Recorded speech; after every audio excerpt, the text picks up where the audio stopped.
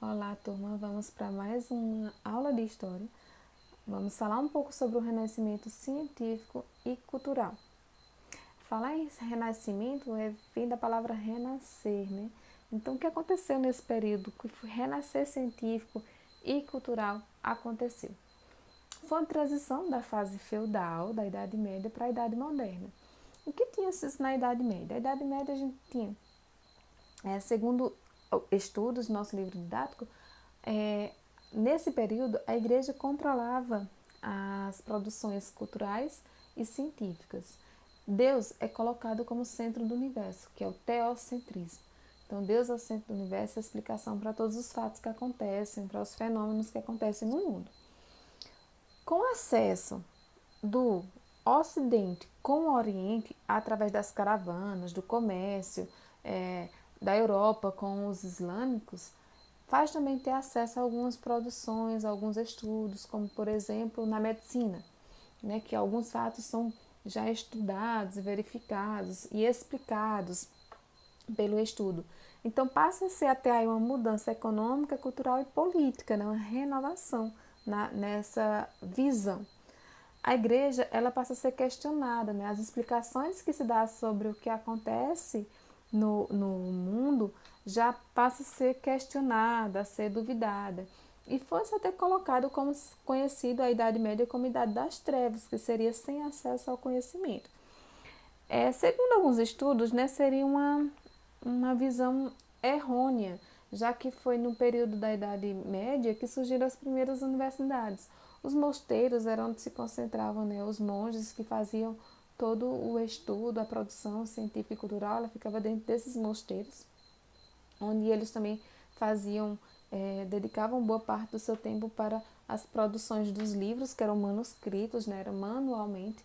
Isso fazia com que levasse também de 3 a 4 anos para ser produzido. E por isso também existia, na verdade, um alto valor. Então não era que não existia um acesso ao conhecimento, é que era caro esse acesso. Então precisava pertencer a uma classe social, econômica alta. E isso fazia com que existissem restrições, né, a esse acesso. Então a falta de acesso a esse conhecimento fazia as pessoas se apegarem às explicações que era passada pela igreja. Esse período do renascimento científico e cultural, né, ele atuou essencialmente na política, na arte e na ciência, né, analisando toda a forma humana de pensar, de raciocinar, de utilizar o estudo agora para defender, né, suas visões. Foi uma forma de enfrentamento, né, dada como uma forma de enfrentamento à igreja, né, o que a igreja defendia, é, que colocava sempre Deus, né, Deus como explicação para tudo, e o homem agora passa a utilizar não mais a fé somente, mas a utilizar também a razão para explicar esses fenômenos. Então o homem não passa, ele não deixa de crer, ele não deixa de ter fé e de acreditar em Deus, ele continua acreditando em Deus, ele continua seguindo a religião, mas agora ele quer buscar informações, ele quer buscar conhecimento, ele quer desenvolver a ciência, o estudo dos astros, por exemplo. E nesses desenvolvimento surge nesse período, né, a revolução acontece, a Revolução Industrial e a Revolução Francesa, que foi no século XVIII, devido a esses avanços de estudos em que o homem passa a deixar de temer, né, a busca pelo conhecimento. Na área científica, por exemplo, Nicolau Copérnico se destacou em defender a teoria heliocêntrica em que a Terra gira em torno do Sol, né? O Sol é o centro do universo, que também foi concluída por Galileu Galilei, mas ele teria negado essa teoria para não ir contra ao que a igreja passava nesse período da Idade Média, né? Que era a visão da geocêntrica, onde a Terra é o centro do universo. Então, para não contestar, Galileu Galilei ele retira suas conclusões sobre essa descoberta em que o Sol é o centro do universo, em que a Terra é quem gira em torno do Sol, mas que mais à frente ela foi comprovada. Como surge o período do Renascimento, né? Como surge o período renascentista? E surgiu essa nova transição, né? Como falei um pouco atrás para vocês, no contato do Oriente com o Ocidente, através de quem? De Gênova e Veneza, né? Duas cidades italianas, que são cidades portuárias e que têm um contato, né? Através das caravanas, através do desenvolvimento econômico. E faz ter contato com novas culturas e despertar o resgate da cultura greco-romana, que é a cultura, né, da Grécia e de Roma. Então, a busca, né, nesse período do surgimento do período renascentista, a principal busca passa a ser essa recuperação da cultura greco-romana, da busca pelo conhecimento, da busca pelo desenvolvimento da arquitetura.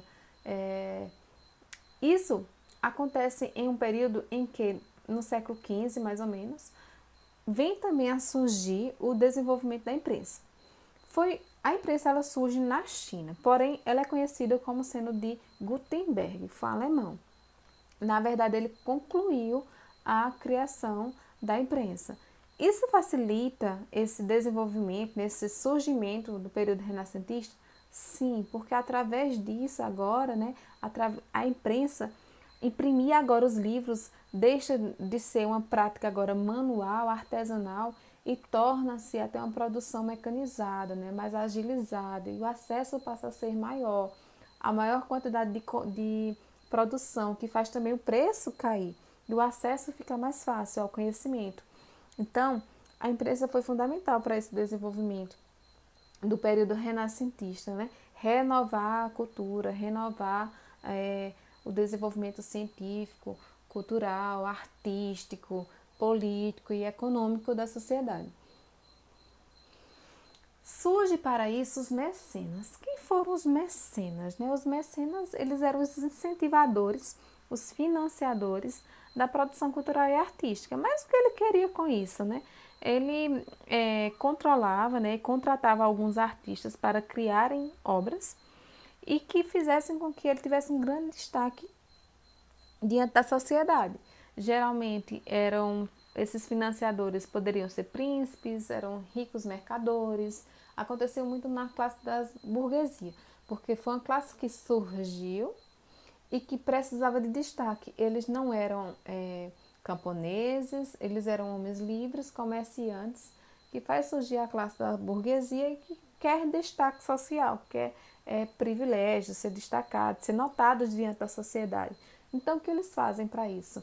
Eles financiam esse desenvolvimento artístico e cultural que precisava, né, desses investimentos para poder essas pessoas passarem todo o seu tempo ou fazendo as pinturas, ou fazendo os estudos científicos e não precisassem trabalhar, tá? Nem no campo, nem nas feiras livres, eles se dedicassem totalmente ao estudo. Então, para isso, eles precisavam que alguém os financiasse. Então, entra aí os mecenas, são esses financiadores que estão em busca de destaque e, para isso, arcam com essas produções artísticas e culturais e científicas, porque eles passam também a investir, como por exemplo na criação de astrolábios, nas técnicas, né, de navegação, no aperfeiçoamento dos mapas, para que o desenvolvimento econômico também possa crescer, né, a busca por novas rotas, por novos mundos, novas explorações. Então, vamos praticar nossa atividade no livro didático agora, na página 78 e 79. Bons estudos, até a nossa próxima aula.